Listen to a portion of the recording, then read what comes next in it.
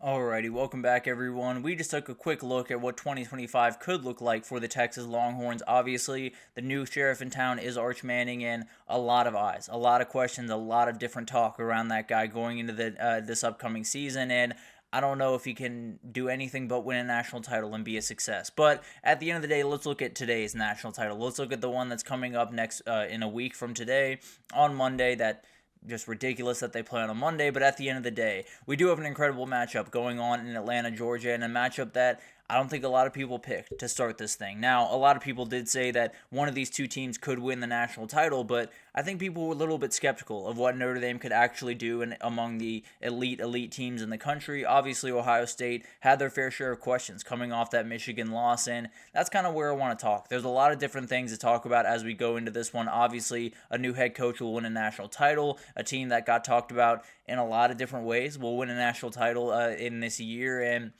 the big time thing is obviously they both had weird years. Notre Dame starts the year with a week 1 win over A&M in College Station and then returns to South Bend to lose to Northern Illinois. And you have a million questions about this team. You have a million questions about Marcus Freeman and what he can do at that level, if he's going to be a guy that just continues to be one that loses a game he's not supposed to, falls out on the different parts of the season that his team very much could be a part of, and definitely bows out of the CFP. That obviously didn't happen. They were able to battle back. They were able to find their way into the CFP and make their way to the national title. And then Ohio State had this moment. It's been talked about a million different times at this point, but Ohio State had a stumble in the middle of the season, was able to catch their feet, and definitely looked like a team that was well on their way to Indianapolis for another Big Ten title. And then Michigan came in, and they were able to beat them 13-10. And a lot of people had questions. People said if Ryan Day loses to Tennessee, or even if he doesn't, if he doesn't win the national title, should he be fired? Does Ohio State have to just reset in a lot of different ways going into 2025 and just see what happened and see where they can go from here? And then they became a buzzsaw. They tore through Tennessee, they tore through Oregon, and then they got a tough fight this past weekend from Texas. But overall, they've looked like the best team in the country the last couple of weeks, and I don't know if it happens without that Michigan loss. As crazy as that sounds, it's obviously not something that they want on their resume, but definitely something that you're going to have to think about as you go throughout this game. There's a lot of motivation on that Ohio State side because of this game in a lot of different ways. So both these teams use the games that could have been games that buried them to kind of propel them to this moment and put them in a position to win these games, and definitely shows you just how good these coaches are, just how good the leadership is on this team, on both these teams, and definitely will put them in a great position going into this game. But as we get into this game, they're both led by their defenses. I don't think that needs to be said. I'd put both these teams in the top 3 defenses in the country pretty much any way you cut it, if I'm being totally honest. Now, Texas is a team that I probably slot somewhere in between them. Maybe Notre Dame would be above Texas, but at the end of the day, it is a battle between elite teams. And you talk about the back end, there's some truly incredible players on the back end of both these defenses. Caleb Downs kind of highlights that for Ohio State. Xavier Watts on the other side for Notre Dame. Both players that are as good as it gets in the sport. Plain and simple. They are both guys that fly down and run support. They are plenty good in coverage, and are both guys that Xavier Watts probably going to be a first-round draft pick this year. Caleb Downs going to be a first-round draft pick next year, and possibly a top 10 pick, if I'm being totally honest. Remarkable player, and you saw it all over the field against Texas. You will see it all over the field in the national championship. I promise you that. But then you have the guys on the front 7, and they're downright special as well. There's no doubt about that. Riley Mills obviously out for Notre Dame, a huge loss there, but Howard Cross, Donovan Hinnish, Tui Alamaka, they have guys on the front 7. There's no doubt about that. And then Jack Sawyer, JTT, Ty Hamilton, a million other guys on the other side. Remarkable talent all over the place for these defenses. And then you move on to the offenses, and it's kind of different groups. You look at what Notre Dame does, you look at what Ohio State does, two very, very different things. But at the end of the day,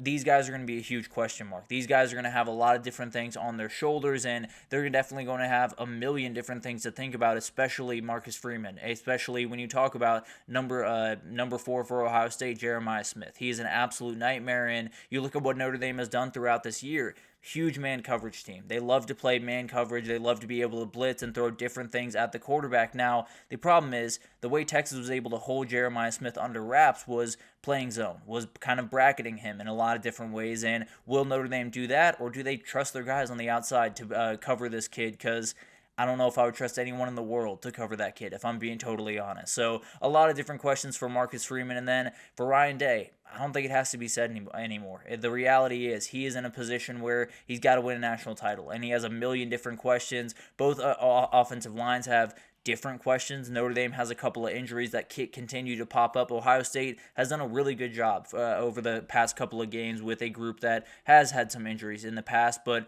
the reality is there's still questions there. There's still guys that have to step up in big-time moments, and there were moments in that Texas game, especially on the interior, where they really struggled. Texas defensive line really did control that game, kind of the same way that Ohio State's defensive line did, but overall, a lot of different things that these two guys are going to have to deal with, and a lot of different questions as they head into this one. But overall, I think, or excuse me, one more thing here, but the biggest thing that I want to talk about is in these coaching departments, and the play calling is going to be downright elite in this game. Frankly, I don't think you could find two better coaching staffs in the entire country if you tried. You have Chip Kelly against Al Golden, you have Mike Denbrock against Jim Knowles, you have Ryan Day against Marcus Freeman.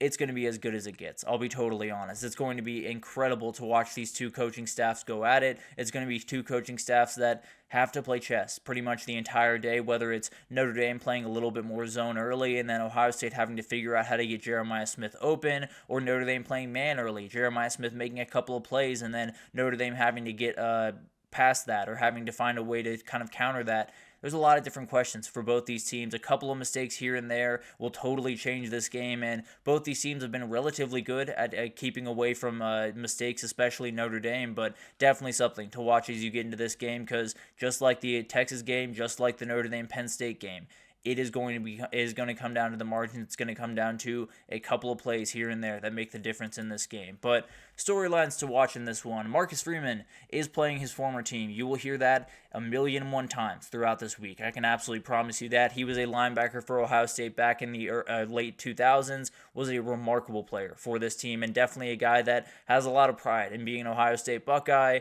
Obviously going to be a talking point going into this one. If you lose to a guy that was your coach, or was a player on your team, there's going to be a lot of questions, no doubt about that. And then Ryan Day's second shot at glory, the first time he played, 2019 LSU, and I don't think anyone blames him for not winning that game. Now you move forward to a game that you're the aggressor, that you're the favorite, that you're the team that definitely should win, and if you don't, a lot of people are going to still have questions. That's the reality of this season for Ohio State, that you got to win a national title. One way or the other, you have to find a way to win this game. And then transfer quarterbacks, leading veteran teams. You know, you look at these two guys, they've done an incredible job stepping into these two programs that are very, very big, very, very tough to step into, and they've become absolute leaders. They've been huge, huge players for this team. Not necessarily the most physically imposing guys in either respect, you know, don't have the biggest arms, don't necessarily have the most speed, but definitely make some plays with their legs. But the reality is they've elevated these teams because of their leadership. They've elevated these teams because of their stability in some tough moments, and they've played some really remarkable football throughout this year. So, and they're playing about as good as you've seen them play throughout this year in the last couple of games. So,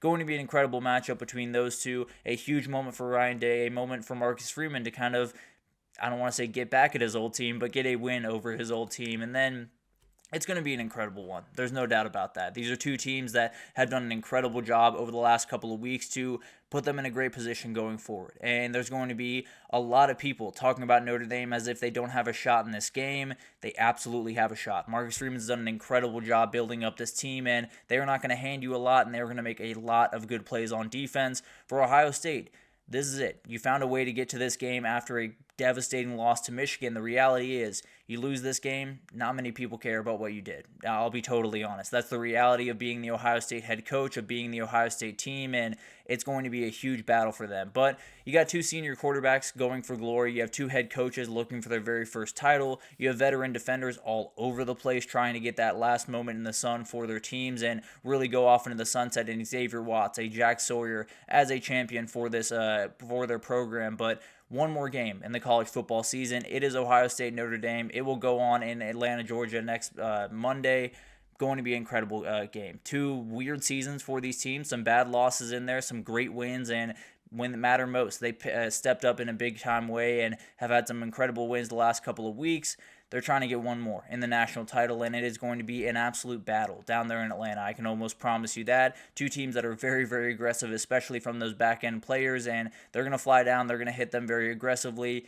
It's going to be a war of attrition. I can almost promise you that. But let's take our third break here. And when we come back, we got to talk about some semifinal overreactions. There are a couple in here that I might be a little bit aggressive with. There are a couple here that I fully agree with. And definitely are things that we're going to have to talk about going forward into this week and really into the offseason. But we'll talk about that right after this, so stick with us.